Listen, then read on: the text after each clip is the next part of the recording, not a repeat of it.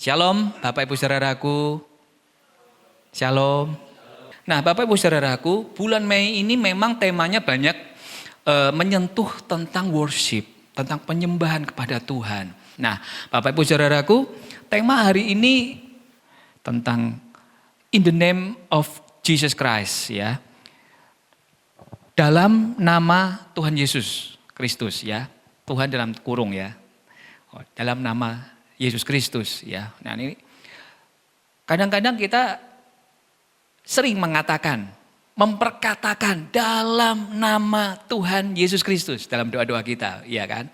Tapi apa makna di dalam nama itu? Nama Yesus Kristus, ya. Nah, malam hari ini kita akan banyak mengamati bagaimana nama itu menjadi sesuatu yang penting, ya. Saya kasih judulnya nama di atas segala nama dari Filipi 2 ayat 9. Nah, kita baca dulu Bapak Ibu Saudaraku bagian yang pertama ini ya. Sama-sama keselamatan sejati. Terambil dari Kisah Para Rasul 4 ayat 12.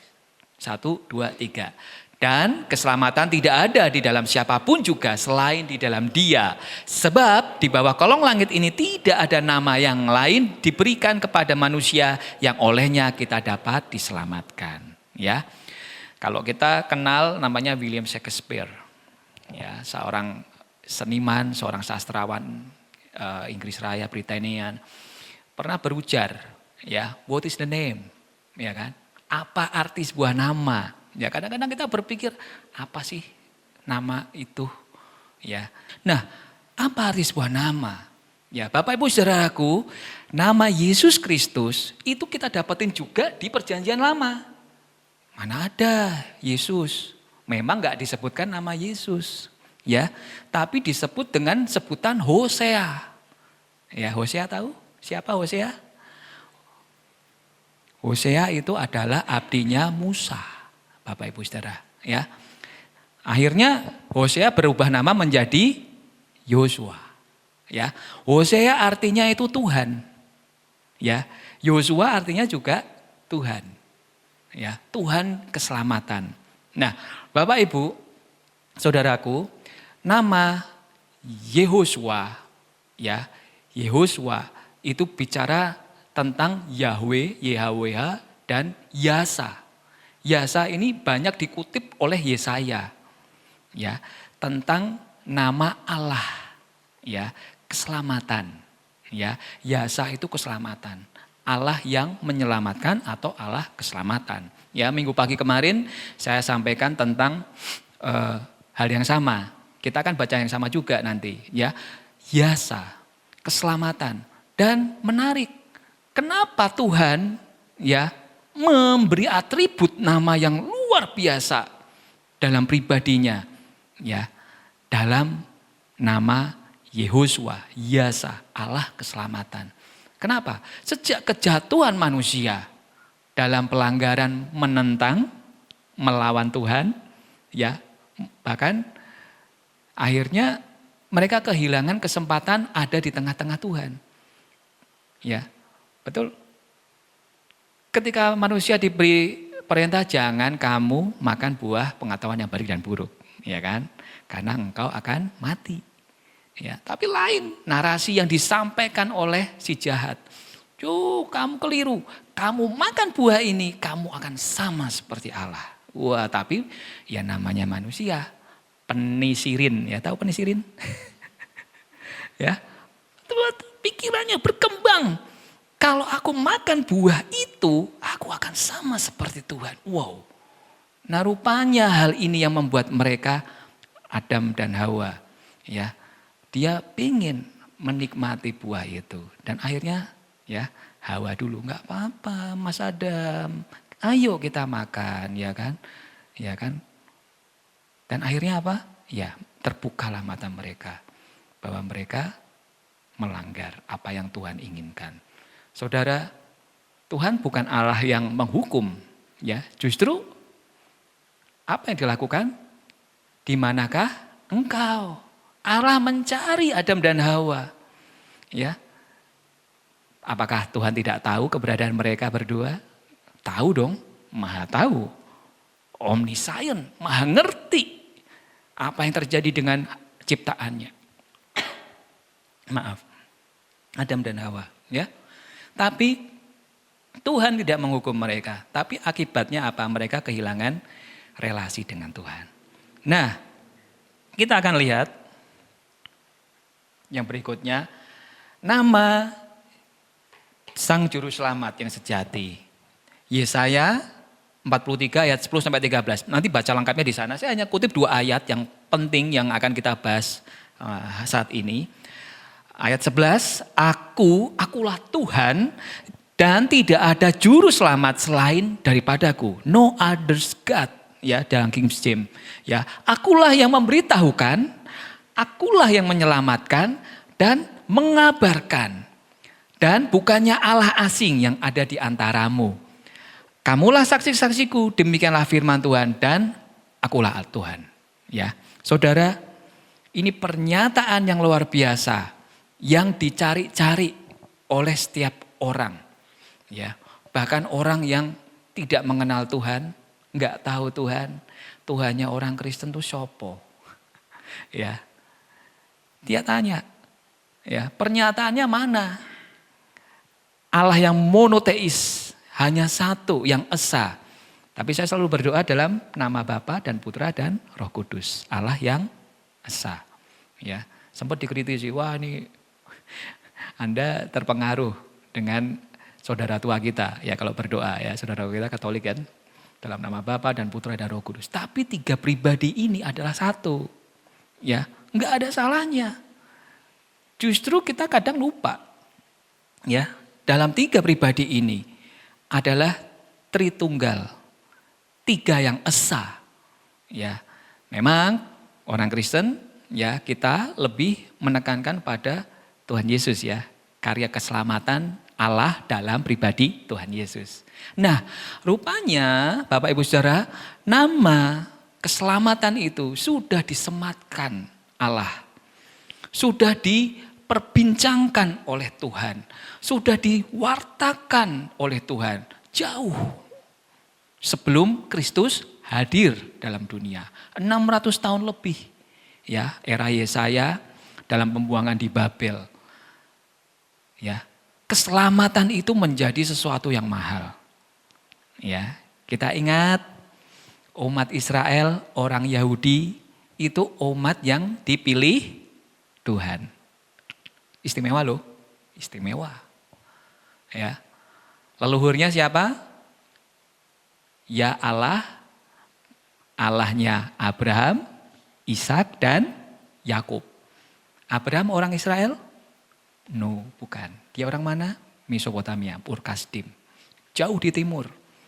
Ya, kurang lebih sekarang di negeri Irak. Ya. Ishak keturunan Abraham sudah jadi orang Israel? Belum. Baru disebut oleh Israel ketika anaknya siapa? Ya, Yakub. Yakub berubah nama jadi Israel. Ya. Saudara, umat pilihan Allah. Tapi Tuhan sendiri berfirman pada Abraham, kelak nanti keturunanmu akan seperti bintang di langit dan pasir di laut. Tapi mereka akan masuk ke negeri di mana mereka akan menjadi budak. Mereka diperbudak kurang lebih 400 tahun lamanya. Dan pembebasan Israel dari tanah perbudakan di Mesir, Exodus, keluar dari tanah Mesir, diselamatkan.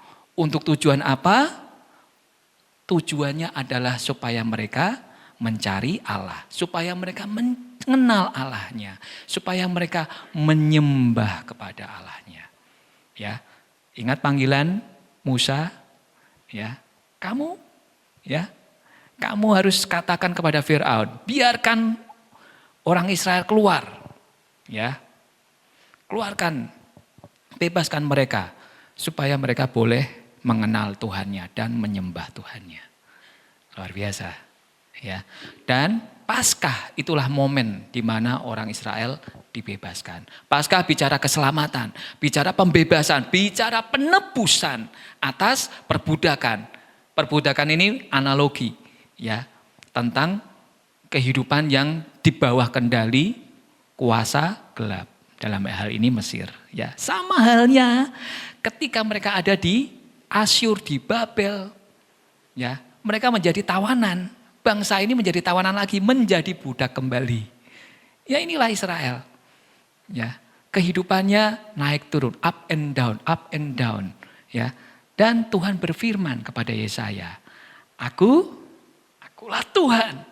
Ya, dan tidak ada juru selamat selain daripadaku. Enggak ada juru selamat lain, Tuhan katakan. Ya. Bukannya Allah asing yang ada di antaramu. Aku tuh bukan Allah yang asing. Yang engkau ciptakan dalam pikiranmu, yang engkau bentuk dengan tanganmu, yang engkau kreasi dengan tuangan apa yang kau cetak dalam Allah kecil, ilah kecil dalam kehidupanmu dan kamu menyembahnya. No, aku adalah aku. Ya, coba kita perhatikan lebih dalam. Bicara tentang identitas pribadi Allah keselamatan. Yang pertama, ya, Allah adalah Alfa Omega. Bapak Ibu bisa baca di ayat yang ke-10 ya. Kalau kemarin minggu pagi ikutin ibadah Sunday morning ya, IR pagi. Yesaya 43:10, sebelum aku tidak ada Allah dibentuk dan sesudah aku tidak akan ada Allah lagi. Ini bicara Alfa dan Omega, Bapak Ibu Saudara. Allah ini Allah yang sudah ada sebelumnya dan tidak ada Allah lagi yang lain. Tuhan kita ini adalah Tuhan, Allah dalam keabadian, eternally God. Allah dalam kekekalan.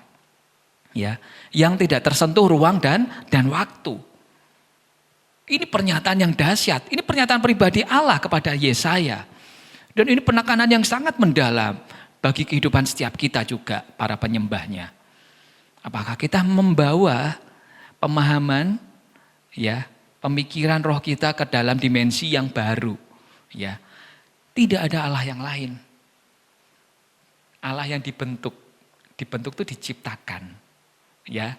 Ingat ketika Musa di atas gunung Sinai, ya, Harun diopiak-opiak itu dikejar-kejar ya, ditekan oleh orang Israel. Bikin bagimu ya suatu bentuk ciptaan untuk kami boleh menyembah. Ya, mana Allah? Ya kan? Allah nggak bisa dilihat. Ya. Berbahagialah orang yang suci hatinya karena dia akan melihat Allah. Ya, di Perjanjian Lama Bapak Ibu Saudara, Allah menyatakan diri. Teofani. Dalam rupa manusia. Itulah Kristus. Ya, Bapak Ibu Saudara kalau ngikutin kristologi, kajian pendalam Alkitab yang wardi ya, setiap Jumat serialnya kristologi, luar biasa kan? Kristologi, teofani, Kristus di Perjanjian Lama, Kristus di masa lampau. Itu ada di Perjanjian Lama, ya. Tidak ada Allah yang dibentuk sebelum aku, ya. Dan tidak akan pernah ada lagi. Yang kedua, dialah Allah juru selamat. Tadi ayat yang ke-11 ya kita baca. Tidak ada juru selamat selain aku, kata Tuhan. Akulah Tuhan dan tidak ada juru selamat selain daripadaku. Ya, bandingkan di Keluaran 3 ayat 14 ketika Tuhan berfirman kepada Musa, aku adalah aku. Akulah aku, kata Tuhan. Ya kan? Musa tanya, siapa engkau? Ya Tuhan, ketika nanti umatmu bertanya, ya Tuhan ya bilang, aku adalah aku. Akulah the essential of me, essential of I. Aku adalah aku. Seperti itu. Ya, luar biasa. Pernyataan yang begitu dalam. Aku adalah Tuhan. Tuhannya ini caps lock Bapak Ibu Saudara. Ini bicara nama Tuhan orang Israel. Nama yang dikuduskan, nama yang gak boleh disebut dengan sembarangan, ya. Ingat 10 the Ten Commandment 10 hukum Allah ya. 10 hukum Allah. Yang keempat, jangan menyebut nama Tuhan Allahmu dengan sembarangan. Begitu mulianya, begitu kudusnya nama Allah. Ya. Maka disebut YHWH. Ya, sekarang orang Israel sebut Adonai, Tuhan, begitu ya. Lalu yang ketiga, dialah Allah sang konseptor. Dia inisiator, dia yang menggagas, dia yang mencetuskan bahwa manusia harus diselamatkan. Ya, maka akulah yang memberitahukan, kata Tuhan. Aku yang menyelamatkan, Allah yang turun tangan sendiri. Manusia nggak bisa selamatkan dirinya dengan segala kemampuannya, dengan segala kehebatannya, dengan kepintarannya, dengan kekayaannya. Saya katakan minggu pagi, ya, hal yang nisbi, hal yang sulit untuk diwujud nyatakan. Ya, orang kaya bisa eternal, jadi nggak mengalami kematian, nggak ada, ya. Dan mengabarkannya, akulah Tuhan, kata Tuhan. Ya, memang ada riset yang luar biasa ya, di Australia itu ada lab yang klaimnya ya, klaim mereka katanya ya, dia simpen kromosom, DNA dan sebagainya, dan itu akan bisa direplika dan dihidupkan kembali. Ya, luar biasa ya. Tapi saya nggak yakin itu melawan hukum alam, melawan kekuasaan Tuhan, ya. Nggak ada. Hanya ada satu manusia di bumi ini yang mati dan bangkit, yaitu Tuhan Yesus Kristus. No others, ya. Tidak ada Allah yang lain. Bapak Ibu pahami, Allah keselamatan dalam nama Tuhan Yesus sudah disebutkan, sudah dinubuatkan, sudah dijanjikan oleh Tuhan di perjanjian lama di Yesaya ini. Inilah identitas pribadi Allah, ya. Berikutnya, nah, kita bicara di perjanjian baru ya. Di Filipi 2 ya, itu banyak bicara tentang bagaimana Tuhan dalam pribadi manusia. Yang lalu saya pernah sampaikan di persekutuan youth tentang bagaimana ini suatu puisinya Tuhan yang luar biasa, Bapak Ibu Saudara. Tuhan hadir di tengah-tengah dunia, ya, mengambil rupa menjadi seorang hamba, ya. Untuk apa? Menyelamatkan setiap kita. Nah, dari situlah ya, ini pernyataan yang dalam yang Paulus tulis. Dia mengutip dari perjanjian lama juga, dari Yesaya. Itulah sebabnya Allah sangat meninggikan dia dan mengaruniakan kepadanya nama di atas segala nama. Supaya dalam nama Yesus bertekuk lutut segala yang ada di langit dan yang ada di atas bumi dan yang ada di bawah bumi. Dan segala lidah mengaku Yesus Kristus adalah Tuhan, bagi kemuliaan Allah Bapa. Amin. Luar biasa. Ya, masih ingat enggak saya sampaikan waktu yang lalu? Jadi kehidupan Kristus, walaupun dia awalnya pribadi Allah, ada di surga, tapi dia turun ke bumi sebagai manusia. Tapi semakin derajatnya dijatuhkan menjadi hamba, dibikin nol, gak punya reputasi, gak punya derajat, gak punya nilai, ya, harga dirinya dibikin habis sehabis-habisnya, ya, hingga titik nadir, ya. Tapi disitulah Allah meninggikan dia, diangkatlah dia, ya, di ayat yang ke-9 tadi, dan Tuhan mengaruniakan nama di atas segala nama. Ketika Yesus mati, dan tidak hanya mati, dan dia menyatakan kuasanya atas maut. Dia dibangkitkan, dia bangkit atas maut, dia menang atas maut. Ya, berita, kabar kesukacita itu telah digenapi. Keselamatan Tuhan nyatakan. Ya, manusia tidak harus lagi menanggung dosanya. Yesus sebagai anak domba Allah yang tidak bercela, yang tidak mengenal dosa, dibikin berdosa untuk memberi diri menjadi korban penebusan atas setiap dosa-dosa manusia. Maka disitulah Tuhan mengangkat dia. Ya, dari tinggi turun, semakin habis Tuhan angkat dan Tuhan muliakan dia. Tapi untuk apa? Kemuliaan Allah. Betul? Bukan kemuliaan Tuhan Yesus sebagai manusia. Tuhan Yesus 100% manusia, 100% Allah. Ya. Dan setiap lutut bertelut, ya, setiap lidah mengaku. Sejajar dengan apa yang saya sampaikan kemarin minggu. Ya, Kisah Para Rasul 10 ayat 9 dan 10. Bagi siapa yang percaya, ya, dalam hatinya dan mengaku dalam mulutnya, lidahnya, bahwa Yesus telah mati dan Yesus telah dibangkitkan dan dia berkuasa atas maut, dia akan diselamatkan. Amin. Dan tidak ada yang akan dipermalukan ketika kita mengaku bahwa dialah juru selamat kita. Saudara, ada 3 hal kita renungkan. Kenapa nama Yesus Kristus itu menjadi sangat penting? Dia adalah perwujudan Allah Sang Kasih. Ya. Firman atau logos, ya, menjadi daging manusia. Ya, Yohanes 1 ayat 14 dan 18, nanti baca di rumah. Firman itu telah menjadi manusia. Firman itu adalah roh Allah yang mewujud dirikan, ya, berinkarnasi menjadi daging, ya, menjadi daging, menjadi manusia dalam pribadi Yesus. Ya, maka luar biasa. Gak ada kelahiran yang begitu unik ketika Tuhan Yesus dilahirkan. Ya, kalau kita selalu ikuti ibadah 3 ya, pengakuan iman rasuli, lahir dari anak darah Maria. Ya.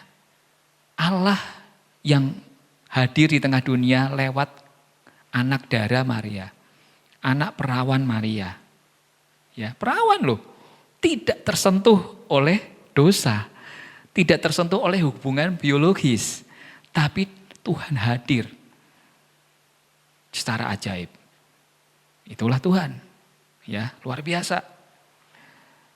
Dialah penggenapan janji Tuhan. Janji Allah yang dengan lahirnya juru selamat. Ya. Lukas 2 ayat 11, ini yang selalu membuat saya bersukacita.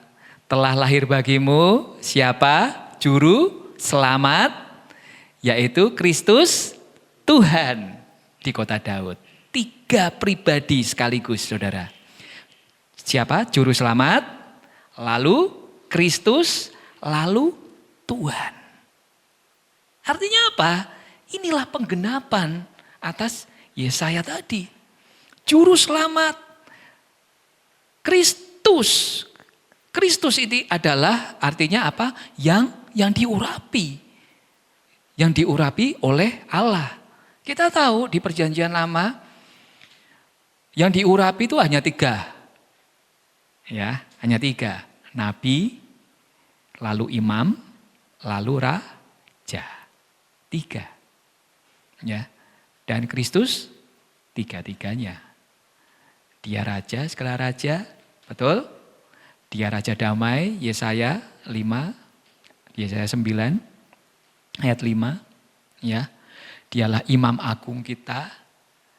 Dia nabi. Ya. Luar biasa. Diurapi. Ya, diurapi. Maka disebut Kristus. Ya. Dan Tuhan. Ya, di Filipi tadi katakan apa? Maka Kristus Yesus Tuhan. Ya. Saudara, yang ketiga Yesus Kristus Tuhan. Nah, ini tadi saya sudah sampaikan. Dan segala lidah mengaku Yesus Kristus adalah Tuhan bagi kemuliaan Allah Bapa. Saudara, pengakuan tentang Kristus sebagai Tuhan dan Allah ini jarang sekali. Bapak Ibu, kalau pengen tahu pribadi Tuhan Yesus secara details, baca kitab Yohanes. Ya, Yohanes menulis begitu rinci. Beda ya, Kisah-kisah di Yohanes itu nggak ada di kisah di mana Matius, Markus, Lukas. Jarang yang diceritakan. Tipikal tuh jarang banget. Tapi Yohanes menulis secara rinci kepribadian Yesus. Ya, sudah tentu karena dia adalah murid yang paling dikasihi. Selain Petrus, selain ya Yakobus. Ada 3 toh. Ring satunya Tuhan Yesus. Ya. Tapi Matius, Markus, Lukas, ya. Dokter Lukas, tabib Lukas juga menulis Tuhan Yesus dengan luar biasa. Dalam konteks dia sebagai orang Yahudi, keturunan dari Daud. Ya. Dan kitabnya Lukas yang berikutnya di Kisah Para Rasul, itu banyak menulis tentang nama Yesus Kristus. Anda cek lewat HP kan ada kan Alkitab Anda. Nama Yesus Kristus paling banyak muncul di Kisah Para Rasul. Ya. Jadi saudara, hal yang menarik, Yohanes menulis ketika Tuhan datang, damai sejahtera bagimu. Ya. Ketika murid-murid berkumpul, aku ketemu Tuhan loh. Masa, kata Thomas, sebelum aku mencucukkan jariku ke lambungnya yang berlubang dan ke telapak tangannya yang berlubang, aku enggak akan percaya. Tapi ketika Tuhan datang, ya, transformasi terjadi. Perubahan imani terjadi. Ini yang harusnya menjadi hal yang sama dalam kehidupan kita. Hingga Thomas membuat statement yang luar biasa. Ya, apa? Di ayat ke-28 dari Yohanes 20, ya Tuhan, ya Allahku. Luar biasa. Bukan lagi sebut rabi. Rabi, Tuhan, guru. Ya, murid-murid yang lain kan, Petrus, jangan sentuh aku karena aku belum boleh disentuh, katakan ketika mengalami perjumpaan. Saat itu Thomas tidak lagi menyebut gurunya sebagai guru atau rabi. Tapi dalam derajat yang lebih tinggi lagi, sebagai Tuan. Tuan Lord, ya, itu lebih tinggi. Sebagai raja, ya. Bahkan lebih dalam lagi, ya Allahku, kata Thomas. Maka Tuhan Yesus katakan apa? Berbahagialah engkau yang tidak melihat tapi percaya. Ayo, bangun kehidupan penyembahan kalian, Bapak Ibu Saudaraku. Engkau akan mengalami perjumpaan dengan Tuhan. Seperti itulah Tuhan. Kita bisa rasakan kehadirannya, walaupun kita tidak melihat.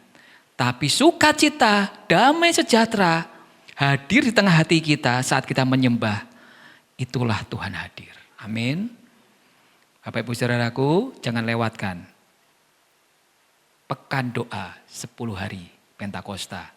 Ya, tahun ini momentum. Saya bilang ini momentum. Ya. Kita akan mengalami transformasi atau sebaliknya. Itu pilihannya.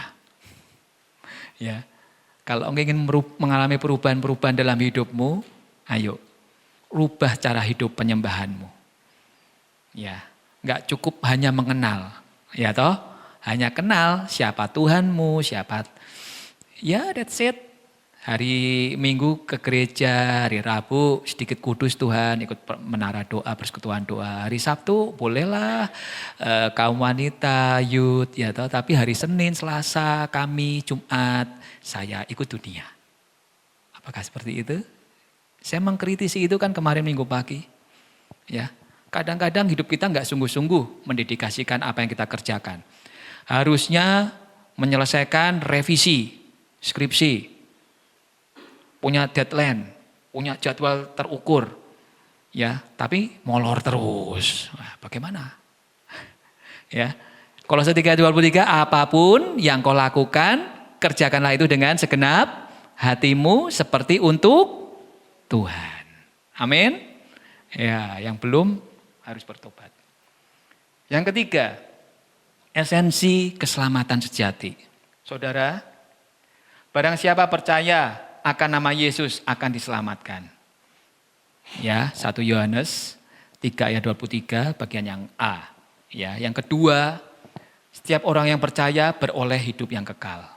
Ya, ini saya perbandingkan, saya sejajarkan sama. Setiap orang percaya, ya, dia akan mengalami keselamatan. Setelah diselamatkan, dia beroleh kehidupan yang kekal. Ya, kita tahu hanya Yohanes 3 ayat 16. Ya, saya masih ingat 3 tahun yang lalu ketika pandemi, saya ngajar di Teens. Saya bahas keselamatan tidak hanya tentang Yohanes 3 ayat 16, tapi 2 ayat yang lainnya, ayat 15 dan 17. Itu lebih dalam. Ya, hidup yang kekal. Tapi kita tahunya ayat 16 ya. Baca yang lengkap. 15, 16, 17, 18 ya. Orang yang percaya kepada Yesus, kepadanya beroleh hidup yang kekal. Ini luar biasa. Ya. Kemarin minggu sore pastor sampaikan tentang wanita Samaria yang mengalami transformasi hidup. Mengalami keselamatan.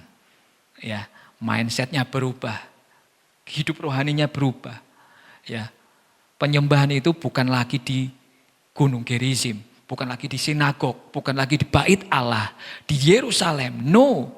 Tapi di dalam kehidupan dirimu. 2 Korintus 5 ayat 17, kamu ciptaan baru. Ya, baik dirimu adalah bait Allah dan Roh Allah bersemayam di dalammu. Hiduplah bersama Tuhan. Ya, jangan Senin sampai Sabtu hidup ntar dulu Tuhan Yesus.